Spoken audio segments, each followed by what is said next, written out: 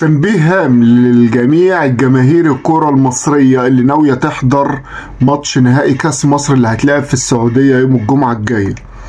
ممنوع ترفع علم الدولة دي، وانت رايح كده اوعى تمسك العلم ده، لان ده تنبيه نبهت عليه الحكومة السعودية عن طريق المحامي بتاعها، واسمعوا كلامه كويس عشان محدش يلوم الا نفسه.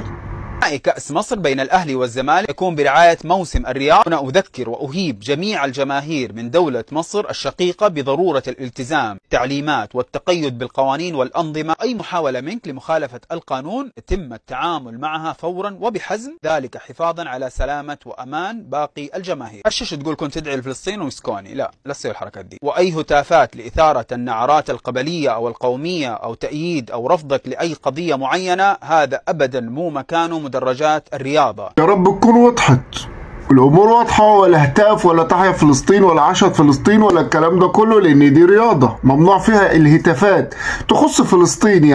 يعني محدش بقى يفتكر ان يرفع العلم وهتعملوا لنا بقى مظاهره في المدرجات وعاشت فلسطين وبتاع. ايوه بيحصل في اوروبا، ما فيش مشكله، بس اوروبا بقى، احنا هنا في الدول العربيه ممنوع والله حد يجيب سيره فلسطين.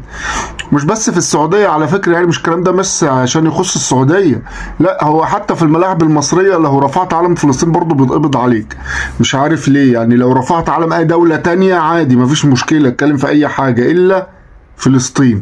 مع ان الملاعب في اوروبا كلها عادي الناس بترفع اعلام فلسطين وبيهتفوا لفلسطين، ما بيحصلش معاهم اللي بيحصل عندنا احنا كدول عربية اسلامية. سبحان الله، قضية فلسطين بترعبهم قوي للدرجة دي، بترعبهم قوي ان الناس تتكلم عن فلسطين او الناس تهتف لفلسطين ويقول لك ممنوع